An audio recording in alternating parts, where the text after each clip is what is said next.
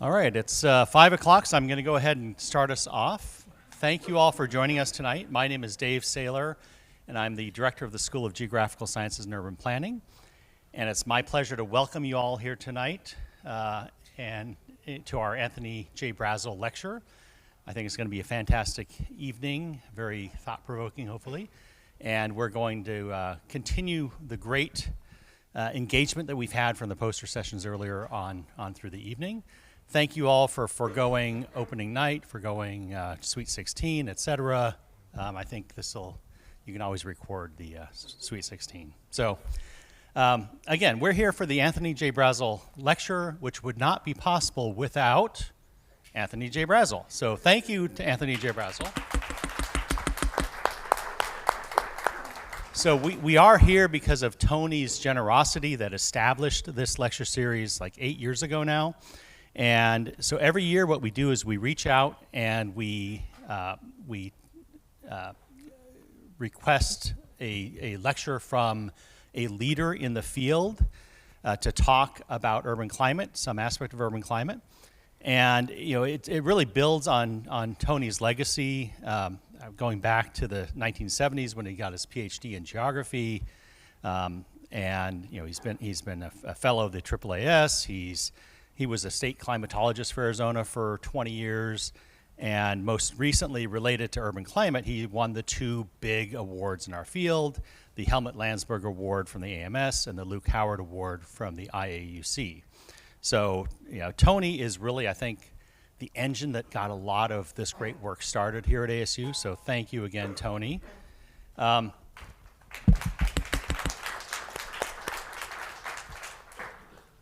And just to get a sense of the kinds of speakers we've been able to draw with this the Tony Brazel name. We've had speakers going back to 2018. Sue Grimond was our first speaker. We've had Dev Niogi, Marshall Shepard, Karen Cito, Joe Fernando, Winston Chow, and most recently Timon McPherson. So really a list of who's who in urban climate, if you will. And we're going to continue that list of who's who with tonight's speaker, Elie Bou-Zeid. He is a professor in civil and environmental engineering at Princeton University. His background is actually in environmental science, and he's an expert in geophysics and atmospheric sciences. He was a recipient of the 2025 Atmospheric Sciences Ascent Award from the AGU and the 2026 Helmut Landsberg Award from the AMS, so I think 13 years after Tony won it. He focuses on mass and energy transport in cities. What he's going to talk about tonight is upgrading the urban fabric, novel technologies for mitigating extreme heat in cities. So without further ado, welcome our speaker, Elie.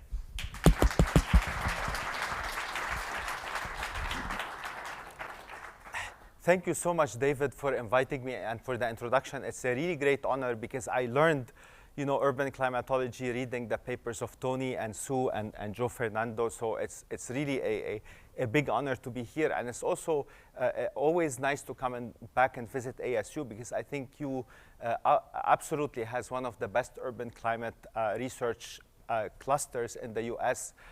So thanks a lot thanks mostly to Tony for starting this whole thing at ASU, but always a pleasure to come back and meet people and talk to everyone who's around. So my talk, sorry, I can't stand behind the podium still for 45 minutes, so I'm going to be in front. So my talk is about basically what can we change about the city to make them more sustainable, livable, and equitable. This is work that's gonna, spanning over 10 years now, starting with my first PhD student who worked on urban climate, Jiwa, who is a professor actually in civil engineering at ASU, and continuing with a lot of previous people who are in italics in my department and current students. And so they do all the heavy lifting, and I get to go around and talk about their fantastic work. So what are we talking about with urban fabric? So one of the things that we have to kind of wrap our heads around is that we're developing a totally new anthropic system. I like to call it the PoliSphere with this urban development. This is Shanghai from 1980 till about 2010.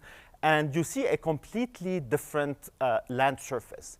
But this land surface is not just about changing the albedo or maybe the moisture. It's much more than that. The changes are much more profound. So we're almost like creating this new Earth system that's not really an Earth system because it's partially also an anthropic system, consisting of the surfaces, the air layers, and the water body, and even the snow dynamics that are to a large extent controlled by human design and activities.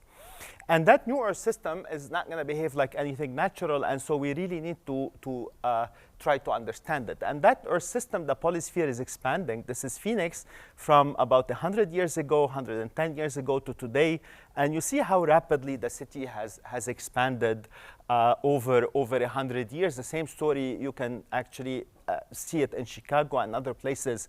So we are urbanizing because more and more people are living in cities.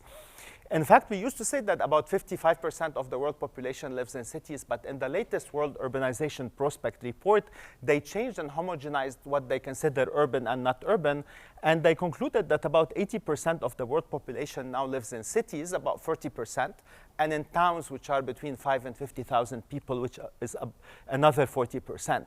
So basically, 80% of the world population is living in built terrain, and because they tend to be more affluent, they consume certainly more than 80% of the energy and emit more than 80% of the greenhouse gases. So when we think about our future as a human species, certainly cities are where the grand challenges of energy, climate, and food will be overcome, or maybe not overcome. And obviously, we all want to live in a city like this, not like that.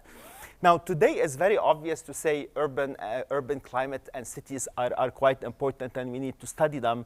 But this was certainly not obvious around the year 1980, where Tony started working on urban climates. So he truly was a visionary in realizing that this is the future, and this is going to be an extremely important topic. I think it was a year after he became state climatologist, and so he was one of the earliest pioneer and basically try to help us understand and think about cities. So thanks again, Tony, for the 5th time today. So what is different about built terrain? Why is the PoliSphere different from everything else? I like to think of them as 3 factors, 3 Fs or 3 Ms. Urban form or morphology, if you prefer. The urban function or the urban metabolism, what we do. So urban form is the geometry of the city, and it's the fact that it's very rough and complex. Urban function is what we do in cities. This is a thermal image of a highway. You see all the red cars that are very hot because of all the heat they are emitting. So all the activities and industries and combustion that we do in cities. And finally, the urban fabric or the urban materials that we use that are very, very different from anything that exists in nature. For example, concrete can store way more heat than any material that exists in nature and store it for a long time. So the form, fabric, and function are why cities behave very differently from the surroundings. And also, cities are now subjected to global environmental change that we kind of need to think about. And we need to think about the local climate and the global climate are interacting. Now, to sum it, for example, if you think about this form, fabric, and function in terms of urban heat, you see that cities are going to become basically warmer than the surrounding typically. First, because of some radiative drivers, the surfaces are darker. We can have geometric trapping, where a photon, instead of just being reflected upward, will be reflected to another surface where it is absorbed, and basically complex patterns of shading. We also have the materials. Again, I give the example of concrete that can store heat for a long, long time very effectively. We have the metabolic drivers, transportation being one example that release a lot of anthropogenic heat and pollution, but we also do anthropogenic irrigation in cities that also changes their microclimate significantly. We can also consider the geometric aspects where the complexity of the form and the roughness is going to slow wind and maybe trap some air in between buildings that will basically where heat and pollutants can basically increase and without proper ventilation. And finally, there's also the very important eco-hydrological drivers. We tend to have less soils and less vegetation in cities. And what that means is we're going to get less evapotranspirative cooling, but also very altered biogenic activities. The the most biodiverse region in the whole planet is LA, because they bring plants and trees from all over the world and they plant them there. And essentially, there's a high amount of basically biodiversity that's completely artificial. But all these trees actually are emitting their own type of VOCs and other things that are maybe not similar to the native ventilation. And what that means to the urban atmospheric chemistry is also a very important set of questions. So you see all the kind of processes that impact heat. You can also think about what impacts air pollution in terms of transportation emission, pollutant trapping, and some emissions from various sources in the city. So the urban environment is then very different from the surroundings. And we know, for example, that cities tend to create their urban heat islands and to overheat. We know if you watch the lecture of Marshall Shepard a few years ago, I'm sure he talked gave a very good talk about how cities modify precipitation and the urban water cycle, and we know that cities tend to be more polluted. But also they are again in this kind of sea of global environmental change, and we know that global environmental change or global warming is likely to increase the intensity and duration of heat waves. We're experiencing it probably this week in Phoenix. It also changes precipitation and evaporation pattern and changes kind of the global atmospheric chemistry and biogenic pollution. So we see some driver of environmental change that are local, that are caused by land use change, and some global ones that are caused by greenhouse gases. And they're kind of, you can guess that they're going to interact, right? So one of the important questions for us is how will these impacts interact? And maybe only also like at the extremes. How does extreme heat islands interact with extreme heat? So how do the tails of the distribution interact? Will there be positive, negative, or no feedback between them? And how can we mitigate the combined risk, and what can we do about it? So this is kind of the set of questions we would like to answer. So most of my talk is going to be about trying to cool cities using novel materials or some novel technologies. So how can we cool cities? Now, we know we have the urban form, fabric, and function. Now, we cannot really tweak the urban form very much. I cannot go to New York and change how it is. It's just tall buildings. And so we can study it. This is kind of a recent paper where we did some large eddy simulation of flow and transport, in this case in Baltimore. And we can study it, look at region of trapping or ventilation or poor ventilation. This is a slice moving through the averaged wind field in Baltimore. But we cannot really modify it. We cannot really also suddenly change urban function. We're slightly and slowly doing this. I'll talk about that today. This is an internal combustion car. This is an electric car. You see it's much cooler. So we are kind of slowly changing the urban metabolism, but not at a sufficiently fast rate. And so we have one more option. It's the materials. It's the urban fabric. And this is why all the approaches or efforts to cool cities tend to focus on the material, the albedo, the type of material, their properties. So when you think about green and gray and blue measures, they're all really trying to kind of alter the material. So, and we know from work that a lot of people have done in our lab and other labs, that conventional measures, whether it's kind of cool or green roofs, are fantastic and they're very useful, but they're not sufficient. So for example, we did a study in Baltimore where we showed that the surface, if you convert all the roofs to green or cool roofs, Baltimore, the surface is going to cool on average by 4 degrees and the air by about 0.8 degrees. But we may need more than a cooling of 1 degree or 0.8 degree to basically climate proof of our cities. So how else can we cool cities? So I'd like to think in terms of urban wedges. I don't know if some of you are familiar with the carbon wedges, but the idea is if this is the year, right? So we're going forward in time and we have some future urban temperature projection that involves urban heat islands and climate change. If we do nothing about it, we're gonna basically, our cities are gonna warm up significantly. We probably want to cool them down, and we probably need to offset some of the global warming. So maybe ideally, we want to even go to create urban cool islands where in the future the temperature in cities might decrease or at least stay flat. And if you think about green infrastructure and cool roofs, and as you build them in time, you add more and more, they give you a bit more and more cooling, but they're not going to be sufficient. So we need kind of to think about these technology wedges and what else can we do to basically shave all this extra heating and build all these technologies with time to bring us to the desired pathways. So we need to think of portfolios of solutions that combine multiple approaches. And if you want to design a portfolio, you probably want to make sure it works under extreme heat. I was just talking to a student at the poster who was telling me that basically during extreme heat, the vegetation ends up being very hot because the stomata shut down. And so that ends up being a green infrastructure that's not going to buy you much or cool you much during extreme heat. They also, you kind of need to have a diverse portfolio, as your financial advisor will tell you. So we need a bunch of tools that work through different mechanisms, maybe radiative, metabolic, evaporative, and so on. They obviously have to be cost effective. Ideally, they need to maximize the co-benefits for air quality and flooding, and they definitely need to be tailored to the geoclimate. What works in New York is not going to be the same portfolio that works in Phoenix or in Singapore or somewhere else. So with that in mind, one of the questions is, how do you evaluate technologies that haven't been deployed, that are still at the lab scale? So one way to do it is through modeling.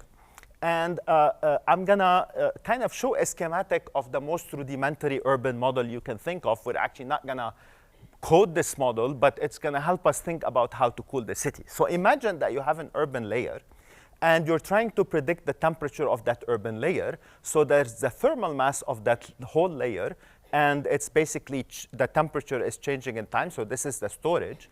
And it's getting heat input from radiation and anthropogenic heat, and it's losing heat from the top by sensible heat, latent heat, and also storage in the ground. So this is very useful. Now, typically, if you just do this, you're not going to be able to get any feedback. So you need also some very simplified model of the atmosphere. So typically, we would couple this model. This could be something like an urban canopy model, but this is a much simpler equation. We would couple it to a climate model or a weather model at intermediate scale, or to a large eddy simulation if you want to do things at a building resolving scale. So typically, we develop this urban model, and we want to capture their interactions with the atmosphere. But consider an even simpler model. Let's consider just a box model that represents the urban atmosphere.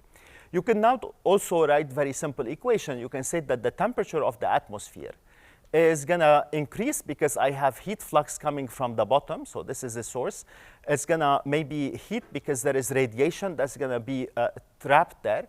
But it's going to also cool because cooler air is going to come from the upstream, and warmer air is going to come downstream. So the flow of air is going to cool the city. Same thing with the moisture. The flow of air is going to dry the city, or in this case, maybe actually this term might be a wetting or a positive number, because this gradient might be negative. And you could be adding latent heat flux from the bottom, so you can also predict the humidity of the atmospheric air. And so now with this like very simplistic model, you can think, okay, well, if I want to cool the city and the air in the city, what tools do I have? So I colored them differently because basically they rely on different things. So in purple, I am showing the radiative terms. And so you can think about how to cool the city by radiative means. In this talk, I'm going to talk about retroreflective facades. I'll tell you what that is in a minute.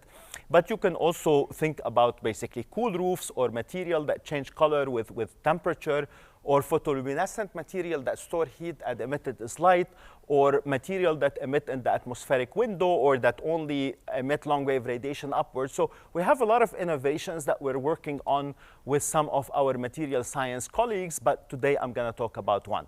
So that's the purple color manipulating radiation. You can also think, how can I reduce anthropogenic heat emissions in cities? So I could use cooling towers, I could use higher efficiency heat pumps, and today I'm gonna give you just a little glimpse into work that we're doing about how electric vehicles can actually cool the city. You can also try to say, how can I use basically evaporative cooling? So trees and green infrastructure is the most obvious one.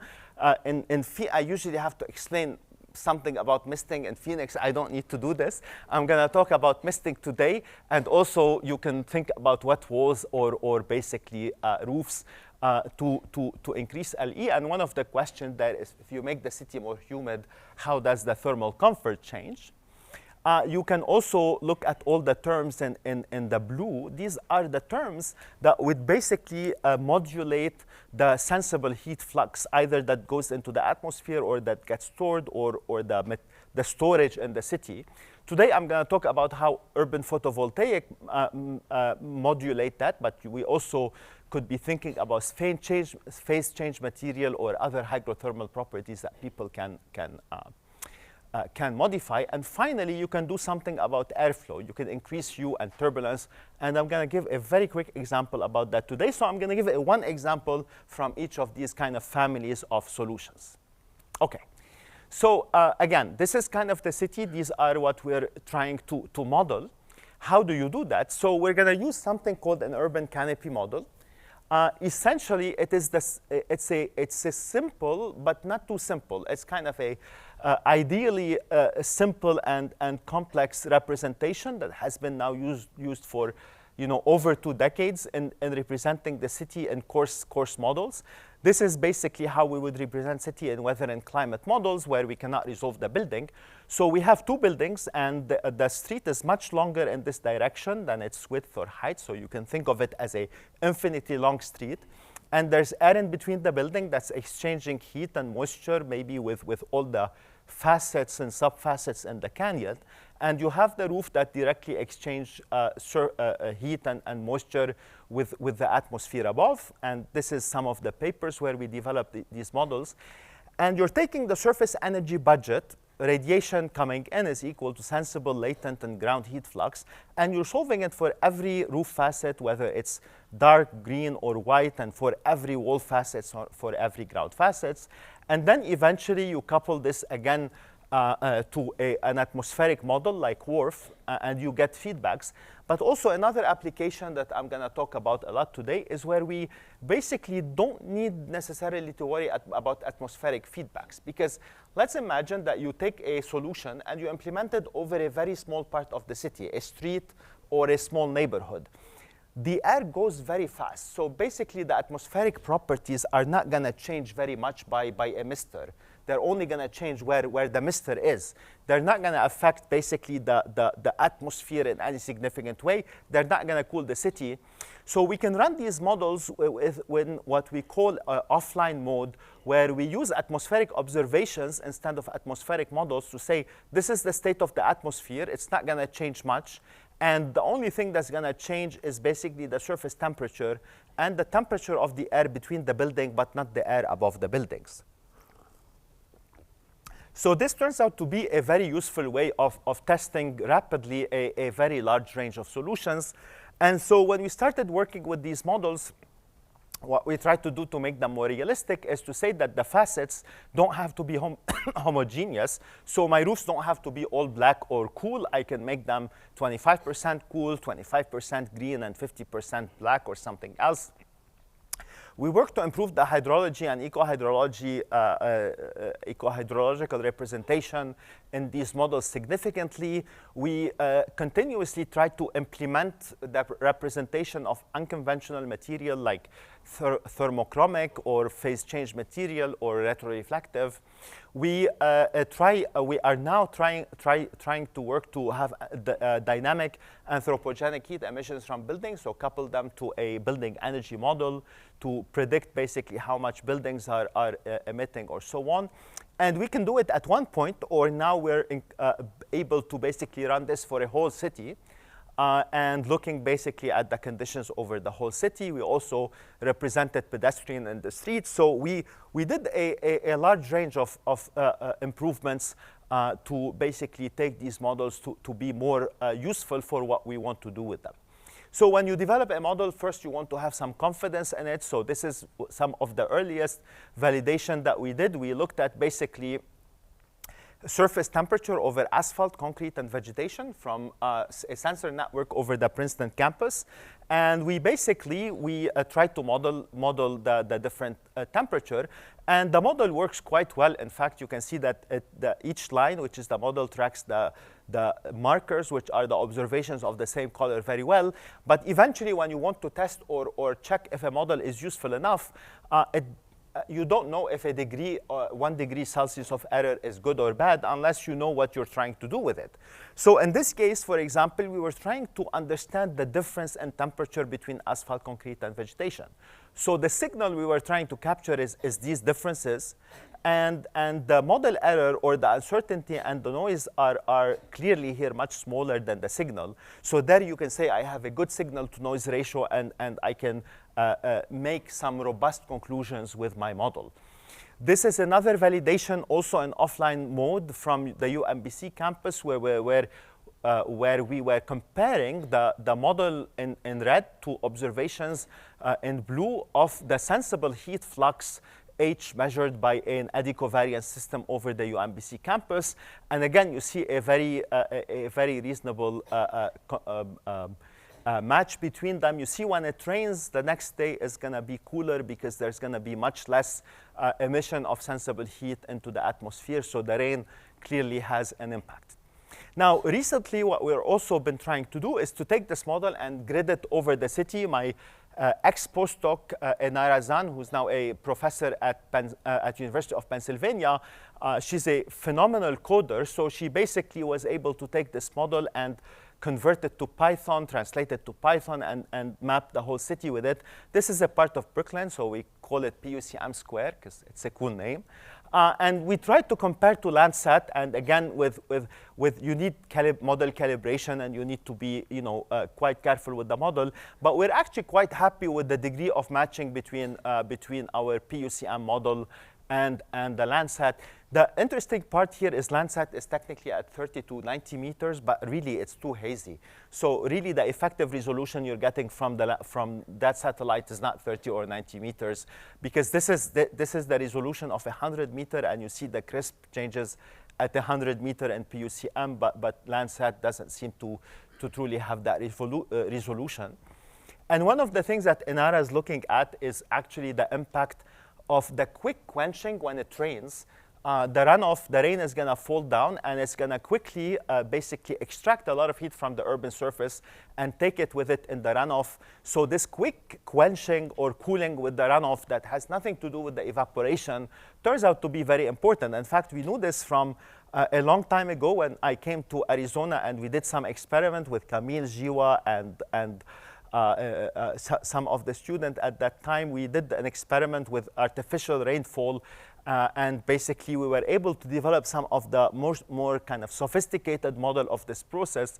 And now Enara implemented it in our PUCM, and you see basically that the observations are in black. The model in orange is the one that has no surface quenching and no water storage, so it only evaporates when it's actively raining. And the model in blue has the surface quenching and more realistic water storage, and you see that it captures the observations much better. You also see that when it rains, you can see it in the observations how quickly the surface cools, and our new model can capture that cooling quite reasonably. So we also can couple the PUCM with the weather research and forecasting model, and we've used this to basically understand, for example, the urban heat island of Baltimore and DC and so on. So this is again another validation of PUCM now coupled with WRF. But I'm gonna stop talking much about the model and tell you now what we can do with this model to develop these cooling portfolios. So we want to basically use this model to evaluate solutions. And so one solution that I've been very interested in is retroreflective walls. So normally, if you have a glass or a mirror wall, incident light coming in that direction will be reflected in that direction, just like a mirror. We call this specular reflection. Most walls, brick and concrete, are going to be Lambertian reflectors. So a photon coming in this direction has an equal probability of being reflected in all directions. With a retroreflector, a ray coming in from this direction has a very high probability of being reflected from where it came, and a much lower probability of being reflected sideways. So you can imagine if this is a wall, this is a very nice feature for a wall, because instead of the radiation being trapped in the canyon, it's actually going to go back up to the atmosphere, right? And this is not really a fancy or expensive technology. Retroreflectors are what you have on the back of your bike. Also, this building in Arnhem in the Netherlands, the architect put retroreflectives all around it. And it's black not because it's colored black, because it's not reflecting any radiation back to your eyes. And if it's not reflecting any radiation down to the street level, because it's reflecting it back up, then no radiation comes to your eye, and what you see is a black surface, even though it's really not a black surface. Can you define its color, actually, in this case? But they did it for purely aesthetic reasons. And if they can do it for purely aesthetic reasons, then probably it's not very expensive, and you can do it for cooling reasons. And so now we basically are going to go into the PUCM, and we're going to change how radiation is reflected at the wall to allow it to go upwards. I won't give you the equations and bore you with those. I'm going to just jump to the results. So these are different retroreflectors. This is the prism is the most effective, meaning basically its total albedo is 95%, and its retroreflective albedo is about 45%. Meaning half of the radiation is going to go up, and the other half is going to be basically reflected in a Lambertian way, because you don't have a perfect, basically, retroreflector. So in this case, the prism is going to be able to cool our canyon air temperature in the model by about 2.5 degrees. But there's a trick here. It's assuming that you're putting this over the whole city, because basically the canyon is infinite and there's no feedback from the atmosphere. So basically 2.5 degrees is reasonable in this setup if you deploy it over the whole city and you really reduce the trapping. And with what the T canyon represents, you get a significant cooling. And then if you basically put it on the ground, it ends up working well, because this is not a cool pavement, because cool pavement is going to reflect things in every location. Imagine this is your building. If the ground is retroreflective, if a ray comes in that direction, is going to be reflected back out. But the shaded part, it's basically, if some part of the ground is shaded, then it's not reflecting anything anyway. So basically, all the radiation that managed to make it to the ground is going to be reflected back up if the ground is retroreflective. And it ends up being also significant. The color bars are slightly different, but this also ends up being about 2.5 degrees of cooling if you basically, again, use these material in extensively, or in a canyon that is somewhat well shielded from ventilation. So now, okay, so the interesting part is there is basically air and surface cooling, but what happens to the human in the city? So in this paper, what Ilaria Piglia-Utile showed is that actually if you have reflective walls and reflective ground, there's so much radiation that comes to the pedestrian that thermal comfort is really reduced or made worse by highly reflective walls. And so for that work, what she ended up doing is implementing in our PUCM a simple model for human energy balance, accounting for radiation, metabolic conduction from the core of the human, evaporation and sweating, basically, and convective to the atmosphere. So she solves this for the human skin temperature. And what's interesting when you look at basically the comparison of a retroreflective wall versus a high albedo, just a regular high albedo wall, the high albedo wall ends up actually creating or resulting in a very high skin temperature, And the retroreflective wall can reduce that skin temperature by over half a degree. And if you study the energy budget of the human, is really mostly the reduction in shortwave loading in the shortwave loading on the human in the RH term that explains most of this improvement in the thermal comfort in the canyon. It's much less the long wave or the basically the cooler air that improves convection. So it's really about the shade, in a way, the shading. Now, another solution that we got interested in, thanks to a talk of Dave Hondula, who was giving this through a project about misting and some of the misting work that was being done in Phoenix, and then through basically. I was talking to Dave, and he told me that it's actually Jenny and Ariane who are doing the work. He was just presenting it. So I got in touch with Jenny and sorry, I gave, Dave is not here. He's not listening. So they did the heavy lifting. So I got in touch with Jenny and Ariana. And basically, we started looking into all the misting measurements and tests that they were doing here. They collected a really nice data set. And so we wanted to represent it in PUCM. But now we really didn't want to do what we did for the retroreflective, which is to say, OK, everything is going to be, you can say that, OK, I'm going to put retroreflective walls over the whole city. That's fine. It's not realistic. But for misting, it's really unrealistic because you're not going to mist all of Houston, all of Phoenix, right? So we couldn't do this. So we really had to go to the Princeton urban canopy model and do something a bit more fundamental in terms of changing the model to say we can only mist a certain section of the street. So we have the canyon, and we're not going to mist the whole canyon. We're just going to pick a 50 or 100 meter and only mist that part. And so this is kind of how it is represented in the model. So along the canyon, there's the upwind part, the misted part, and the downwind part. And now basically you can see them here that we have to solve an equation for the temperature and the humidity in the misted part, the upstream part, and the downstream part. And basically we need to kind of model the cooling in these two sections. So we did that. We basically have three sections in the PUCM. The upwind is just a regular urban canyon. The intermediate is misting, and this is the downstream one, which gets cool air from the misted part, but there's no misting happening there. So here what we needed to do when we solved the temperature of the canyon is we needed to add a new term. We needed to add this term, which is typically going to be negative. This is the evaporative cooling of all this mist and how much it cools the canyon air. And we also needed to add the advection part, which is going to warm the misted section. Warmer air comes in, cooler air goes out. So the net effect of this advective part is to warm the canyon. And so we basically needed to add them to our conventional model and then basically run it in that way.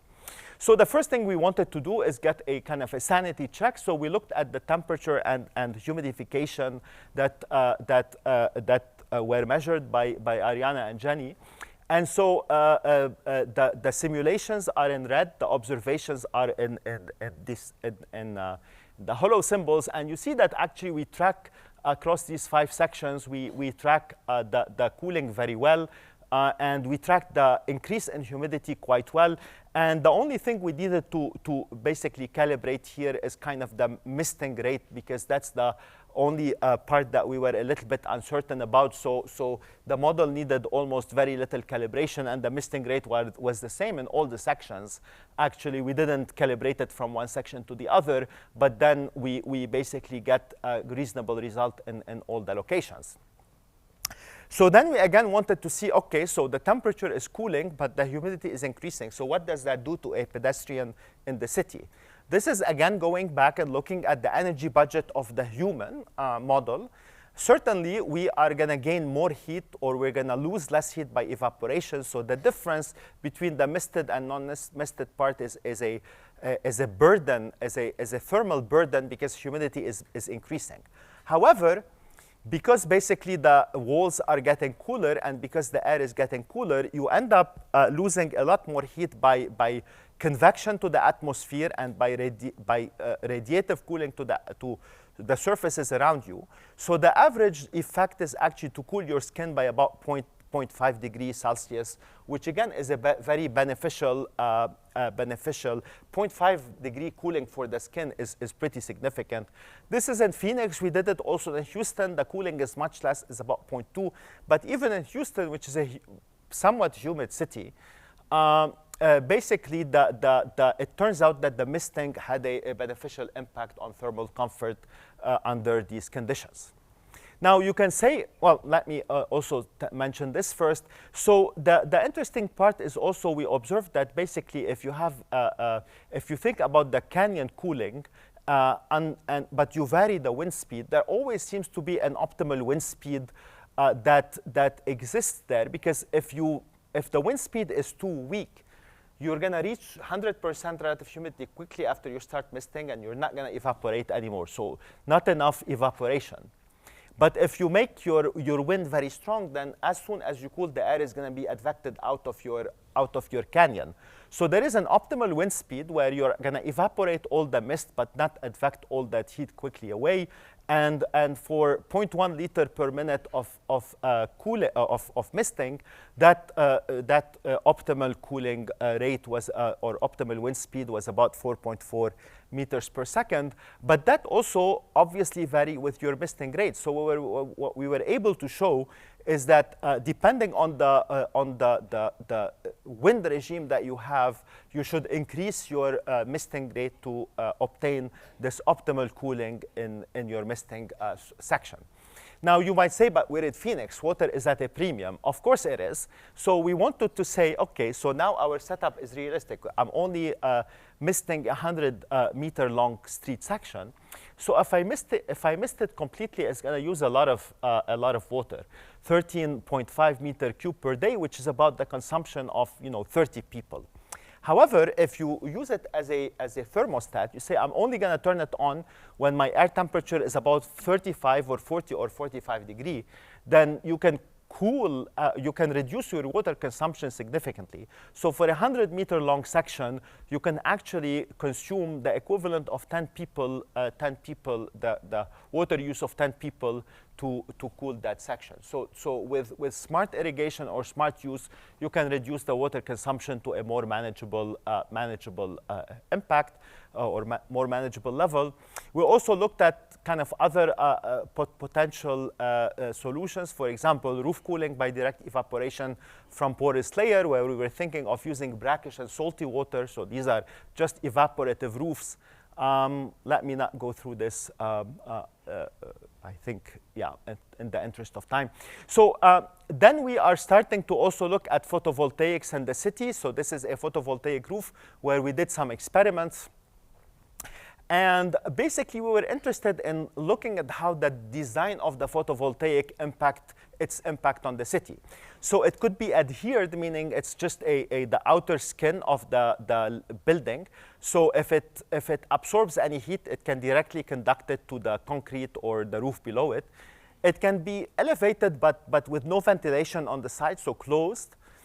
So there's still some heat diffusion here. It could be lifted, but with air flowing below it. And it could be lifted and tilted, so with air flowing below it, and with very effective convection into the atmosphere. So we were interested in seeing to what extent this design actually is impactful. So we solve, again, the surface energy budget, but now we need to take into account the energy that goes to produce electricity, which ends up being like a sink. And again, we validate the model against in this case, I'm showing just the top glass and the back surface of the PV panel. The model works reasonably well. And so one of the things that we looked at is the ground heat flux that goes into the building. So this is the clean, cool roof and a black roof as a comparison. So during the day, the roofs are storing a lot, certainly the black roof mostly, and during the night, they're releasing that. And what you observe is all the PV models or designs actually performed much better than the black roof. And the tilted ones, because they were tilted and shading the roof and directly advecting all the air into all the heat into the air, they basically reduced the conduction into the building and the storage and released even much better than the cool roof. They were increasing the daytime UHI because they're shedding all that heat during the day, but then they were reducing the storage so they would improve the nighttime UHI. So as a result, what we observed is that the various designs partition energy very differently. The design and layout was much more critical than even the properties of the panel. And finally, that all designs work better than the dark roof, but they really changed the diurnal cycle of fluxes significantly, and that would have a big impact on the diurnal cycle of urban heat island. So, okay, I promised you also to talk a little bit about changing the urban metabolism. So we're getting very interested in new mobility. So now we have Waymo. You have Waymo, we don't. We just have Ubers and Lyfts. You guys have Waymo, and you also have micromobility, but we also have electrification and autonomy. So all this change in how people move around the city is going to have a deep impact on the urban climate. So we got interested in what that means. So we took some base scenario in a bunch of cities, and we say, let's electrify all the fleet, or just the light duty and keep the heavy duty gas. And let's look at what sharing and connectivity and micromobility can do. So we said, okay, by how much can they plausibly increase vehicles mile traveled, and by how much could they decrease vehicles mile traveled? So and we were interested in heat and air quality benefits. So I'm going to show you the most optimistic scenario for now. This is kind of very early work. So this is the baseline concentration of ozone and PM2.5 using WRF-Chem. And this is the baseline concentration in 10 cities on the East Coast and West Coast, Phoenix being one of them. And this is basically the drop in O3 and PM2 concentration. And you notice that most of the time is actually pretty positive. Phoenix ends up, because it's so spread and the emissions are so spread out, ends up having the weakest impact in terms of air quality. And sometimes when you cool the surface and you reduce the convection, you can actually reduce the boundary layer height, and that can actually worsen the air quality in some places, but that tends to be a unique case. Most of the time we reduce air quality or the concentrations of pollutants. You can also think about the cooling. So this is the diurnal cycle of the cooling. The solid line is the average over the whole city, and the shade is the basically least cool and most cool pixel. Again, you see significant cooling in some places up to 2.5 degrees in some places in Las Vegas and New York and Los Angeles. Again, sorry to be the bearer of bad news, but Phoenix, again, is not gonna, because things are so spread out, is not gonna have a big impact. Washington, D.C. is also actually pretty spread out if you know, and Baltimore, and I guess Philly is a bit surprising, but Baltimore, Washington, and Phoenix they're a bit too spread out. Okay, so final example of what we can do to now modify the wind. How can we basically allow streets to ventilate better? So typically, if you go to a Mediterranean place, what you will observe is that they do use a lot of these shading solutions. They put fabric on top of the canyon to basically reduce the radiative load, which is basically a cheap way of doing shading, because there's probably no place for trees and for fancier solutions. The nice thing about this is that it shades the street, but the bad thing is it's going to block ventilation at the top. So pollutants and heat can be trapped. So we thought, can we basically do something that can shade but actually helps with the ventilation? And so this is where Lucia Stein-Montalvo, a previous postdoc in my lab, had this idea, because she, her PhD was in studying the solid mechanics of these structures that are called kirigami. So it's a bit like origami. Origami means folding paper in Japanese. Kirigami means cutting paper. So if you cut it in a certain pattern and you stretch it, it opens up and becomes like these louvers that, if the wind is blowing in that direction, they will direct wind down, but they can also provide some shading. So Lucia basically did this in a lab, put this in a wind tunnel, and simulated this. And we started by looking at its impact on ventilation. And so this is kind of a video of of the simulations she did, the frame rate is a bit too coarse, but she managed to analyze that. And what we observe is that the kirigami, compared to regular louvers, can actually increase the ventilation rate relative to basically just an open top by more than 2 times if they are very large.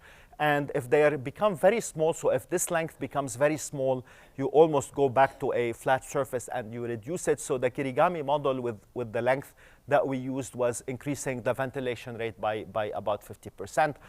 And actually, I can tell you why I think that the actual impact on heat and air quality will be better, because this is just in terms of air exchange, but I think the air exchange will be much more effective in this condition. And so the nice thing is Lucia is a builder, not only a researcher. So she built an actual model of this design. This is our collaborator, Sigrid. And basically, she ends up building it and using some really nice color that here we're kind of favoring the nice colors rather than the shading in this design. And she basically, we kind of exhibited this in the Venice Architecture Biennale last summer. So I went and saw it and saw that nice picture. But this is, again, was very nice because it's kind of taking ideas that seem kind of esoteric research ideas and showing that you can actually build them and make them happen. So quick takeaways: we need portfolios of heat solutions beyond GI and cool roofs. Solutions would have to mainly focus on the fabric because this is the easiest thing to manipulate, but some solutions that tackle form and function, like kirigami or electric vehicles, exist.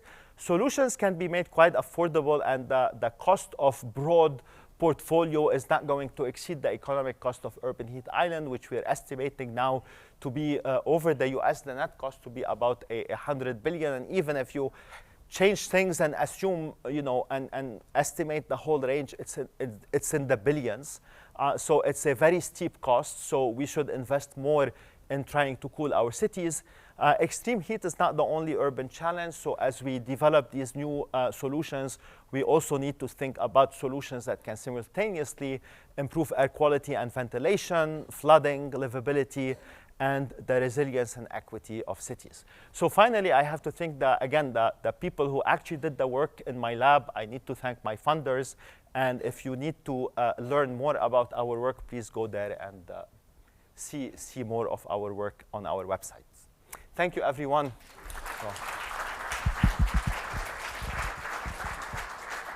All right, thank you very much, Elie. So for the benefit of the audience online, do not ask a question without the microphone in your hand. So we'll take questions.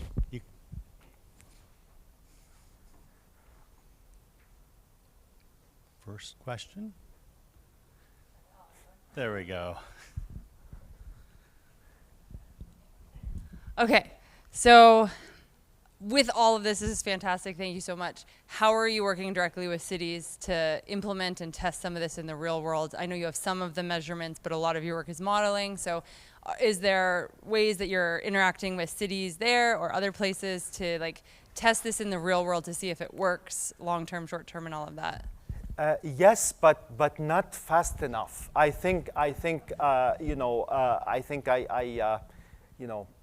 Unfortunately, we had a grant with EPA where we were going to test a lot of these in Newark, and that went away. Right now in the US, it's becoming difficult to actually do it. We have an urban, so unfortunately, the next test is going to be in India, not in the US. I mean, fortunately and unfortunately, because we have a Center for Global India where that's helping us go and work with the city of Chennai to test some of these solutions. I did some work with New York also, on cool roofs and other things. And we try also to always to communicate this to decision makers. I was at a workshop in the summer where we were trying to basically tell the cities about all of that. The actual testing, like deploying these technologies and testing them, right now, unfortunately, maybe we need to look at foundations and other things, but we have a couple of years where the funding for this is going to be limited. But eventually, I think it really brings a lot of satisfaction to see that this is, going from a paper and a model to the real world. So the Kirigami example. The Kirigami example, actually, there are a couple of cities that were interested in testing some of those. So we're trying, and we're starting to do this, but the pace is not rapid enough. I mean, we were talking about data centers and other things. One of the problem is sometimes as researcher, we're always trying to play catch up. So there is something that happens and we're trying to respond, and we want to do the research to be confident, and we work on very slow cycles, and then meanwhile the world has moved on and we have 50 data centers, or we have, things like that. So yeah, not fast enough, I would say. Sarah? Thanks, great talk. Like following up on that question, I feel like cities will often ask me, like, what solutions or what set of solutions should I be using in combination? So I was curious, in your modeling, to what extent are you like combining and testing these different, portfolio? I love that portfolio. I always kind of argue that too, that you need to have this portfolio, but to what extent can you actually model a portfolio all in one area and or look at different scenarios of portfolio mixes? We're starting to do that. So we're starting to kind of look at the interactions between different solutions. Right now, I can't give you concrete answers, but we're, so the student who did a lot of this work on the thermochromic is starting to build the framework to test multiple things. And we also are looking at ways where, simple models that cities can use to quickly test the potential combinations without having to run the PUCM. So we're looking at ways to do that. But I think the interactions are going to be, quite important. So we're starting to do that, but yeah. Any questions from students or postdocs? Be thinking about, here we go. And then you can hand it on to Enrique after you. Thank you. I was wondering about the video you showed of the Kirigami example. It looked like, so we had more red. It was kind of going from left to right, yeah? And it seemed like, it seemed like it's directing the red, which I assumed was heat, more downwards initially. And so I wondered if the experience of a person standing closer to the left would be more heat compared to a person standing on the right. So my apologies, I didn't explain what I was plotting. So this is actually not the temperature, this is the velocity. So the colors here depict the velocity. So if I tend to talk too fast and go too fast. So what this is illustrating is basically the velocity, and more specifically, actually, the red is the vertical velocity down, very much downward, and the blue is basically velocity going upwards. So what you would see is this first part is going to capture fresh wind, which is going to come in and hopefully pick up all the pollution and heat and now go out that way. The reason I said it's going to actually be more efficient than an open cavity, because if you didn't have this, typically you're going to get a circulation that goes in that way, like in the canyon. And when you have a circulation like this, it's going to basically, it's going to take things and just rotate them around, and heat and pollutants can be trapped in this cavity. But when you add the Kirigami, you're guaranteeing fresh air is being forced in, and then the polluted air is being forced out. So beyond just adding more exchange, that exchange is gonna be a more efficient ventilation.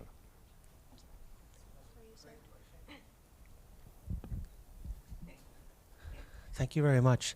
I'm very interested in the urban fabric approach that you took to the talk.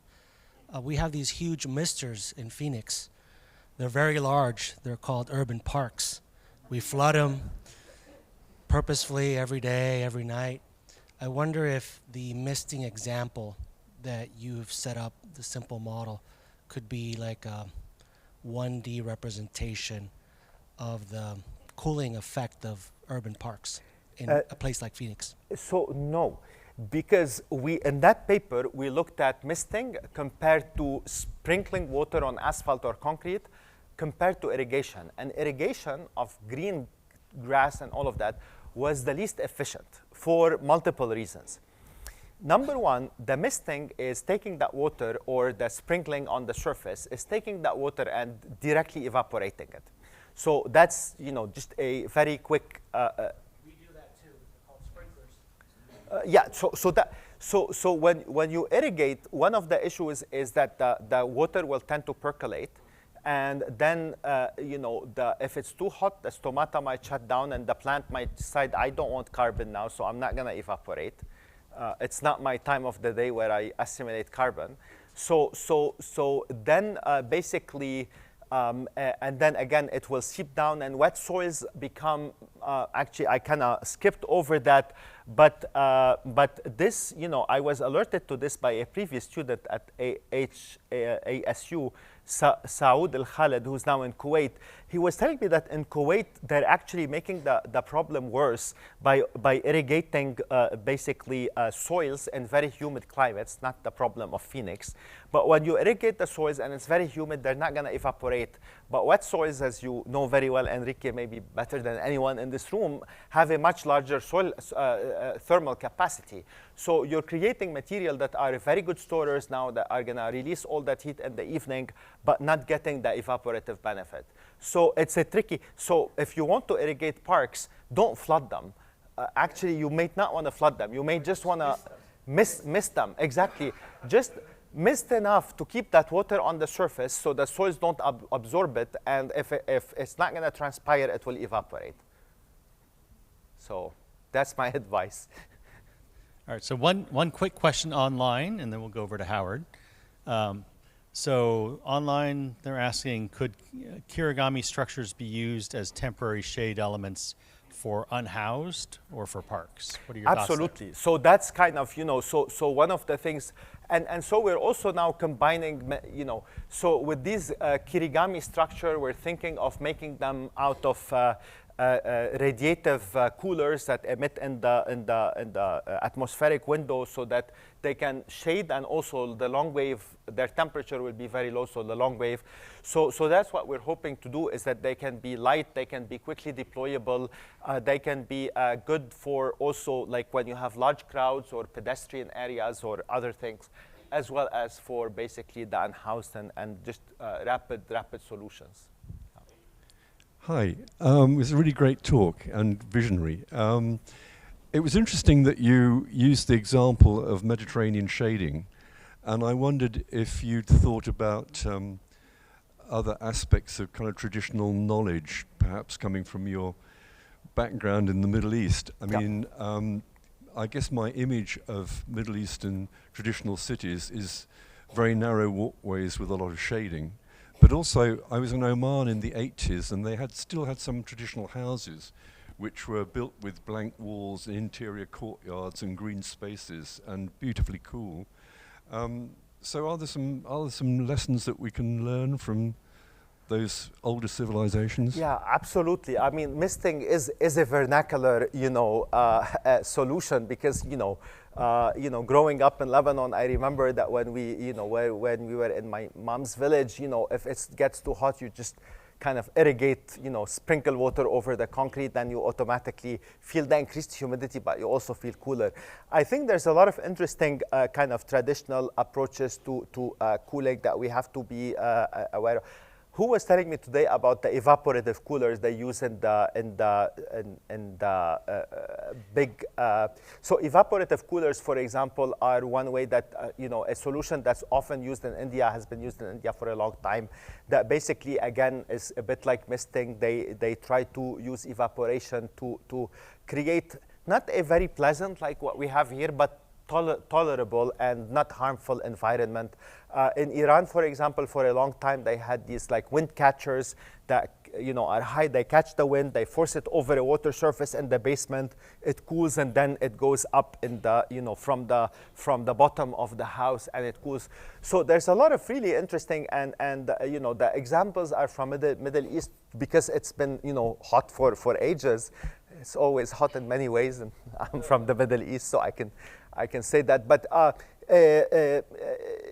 in a way, that there are certainly a lot of options, and I think so in a way, the biggest mistake that we have done in somewhat in the modern architecture is try to design these kind of fully mechanical building where you can't open the windows and you have to basically just rely on AC to kind of modulate all your weather.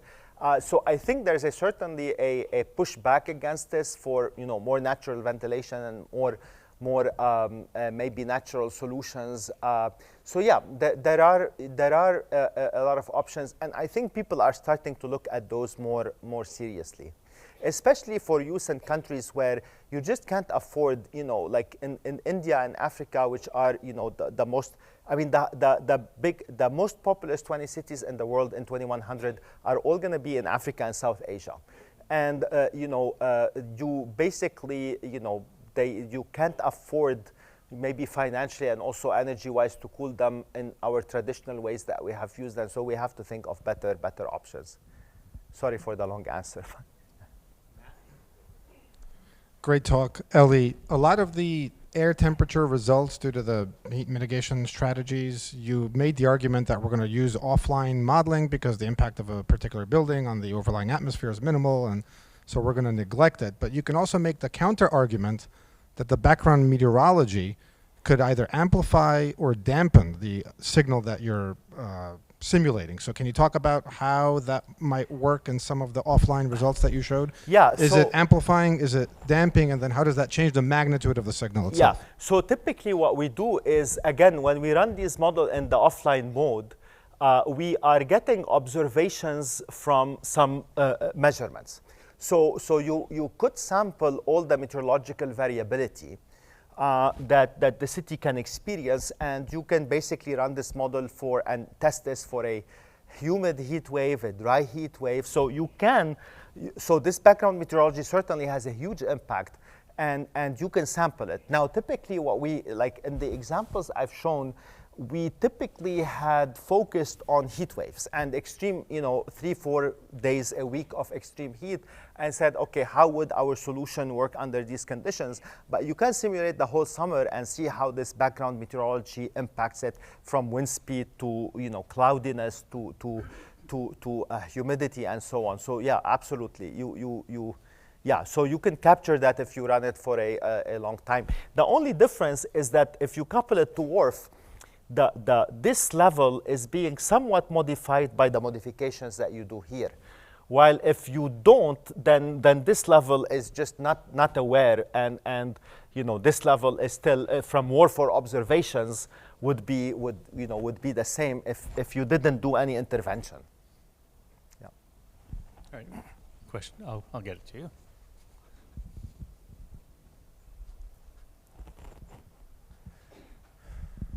Thank you. Not sure you want to hear this question. Sorry about that. You don't have to answer. So, no, seriously. So, right. So, of course, you know that, for example, when cities improve their roads and add more lanes, the traffic only becomes worse, right? And the more you try, the worse it becomes. So today I just heard the most creative ideas. I'm fascinated by this portfolio, and you know where I'm going. So I feel like, if we're so creative, and if you're thinking about your curve you showed at the very beginning, if you have business as usual, so the combination of global warming plus the urban heat island will bring us there, and then we have very creative.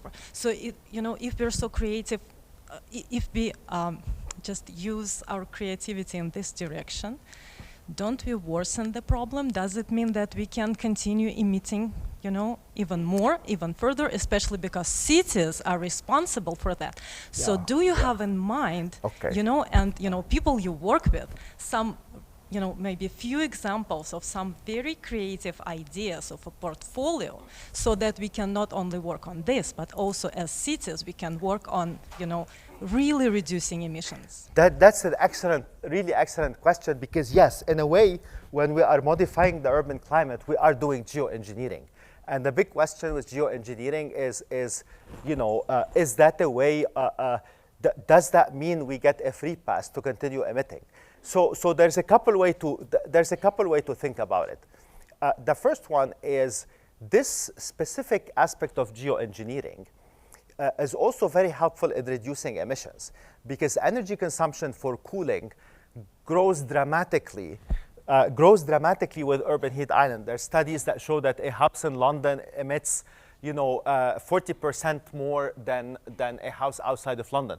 So by cooling the city where 80% of the people live, you're dramatically also reducing the cooling needs of the city. So you're helping with the mitigation. That's kind of the first layer of the answer. The second layer of the answer is that even if you completely forget about climate change, I mean, cities are warming because of urbanization. They're already warmer than the surrounding. So you can think that this is kind of, even regardless of climate change, this is kind of, is useful to just offset the urban signal, which has nothing to do with emissions, which we created by making cities the way they are.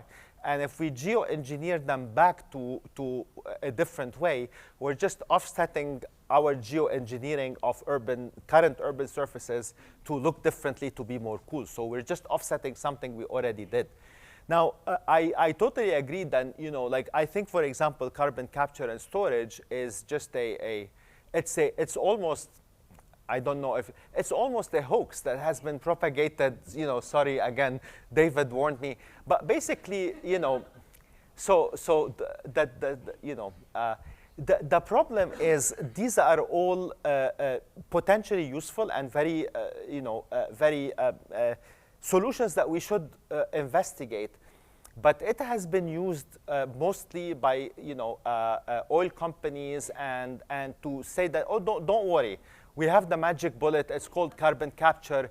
And to a large extent, it's, I have colleagues that are, I think have, been working on carbon capture and other geoengineering solutions. I think we have to explore geoengineering for two reasons. Number one is some of the geoengineering solutions might be useful. I'm a bit more hesitant to think about things like, iron fertilization of the ocean and other things. But some of the reversible ones are maybe, we should consider them. And the other thing, which is maybe a bit more controversial, is that I am very pessimistic about what we are doing in terms of curbing emissions. There's, we try to do what we can do, but maybe we need an insurance policy. Maybe we shouldn't tell oil companies about it, but can we have an insurance policy in case global warming really, goes rampant? Do we have intermediate solution, temporary solution that can offset some of this? Because I'm personally very pessimistic about the growth of greenhouse gas emissions in the future. So that's kind of I started from the most positive answer to the most pessimistic answer. So. Okay. So I think we could probably take one or two more questions to wrap it up. Any last questions? Thank you for your great presentation. So I have a question. Some of the cities that are close to the sea, like Qatar, Kuwait, Dubai, so they are also humid so because of the because they're close to the sea and because of the moisture. So my question is whether it's worth it they invest on green infrastructure, because the performance is, the cooling performance is not going to be that much. And if it's worth it, what is your solution? What is your idea, like how they can use it? So, okay, if your city is very humid, like Houston or, or most coastal areas, evaporative solutions are not going to be, your first line of defense. I would say that in general, if I was, advising a city, I would say shading. Number one is shading. And number two is, you can start thinking, so radiative management. Number two, you can still think about evaporative solutions. And number three, maybe the storage. But for cities that are very humid, you can do a lot with basically providing shading to the pedestrians. That's gonna relieve the heat a lot. Also ventilation, because the problem with humid is we have a little bit of humidity. Basically, we can't evaporate anymore. So when you can't evaporate, basically your thermal comfort degrades. But there's plenty of research that's showing a little bit of wind actually starts to scrub the moist layer on you and basically recover your ability to sweat and evaporate and cool. So for example, for these places, I would say make sure your streets are well ventilated. They're not basically air traps, so keep the wind going, provide shade, and then think about radiative options, retroreflectors, cool roofs, and so on. Yeah. All right. Well, I think we've come to that time where we need to thank our speaker. So thank you, Elie. Thanks. And thank you all for joining us tonight. I just have maybe one or two more things quickly before we head out. So every year we try to thank our speaker in an appropriate way.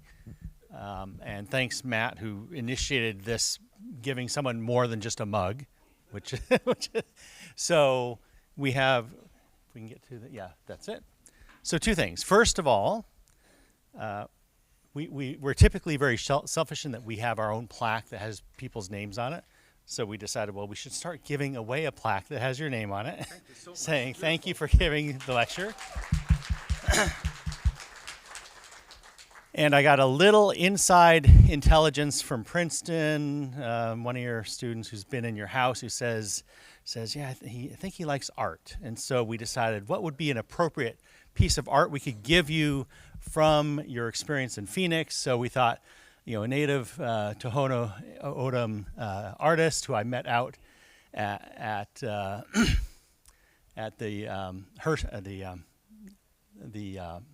museum just a couple weeks ago, and so he signed a piece of artwork to you. So that's between some foam core in there. You can very good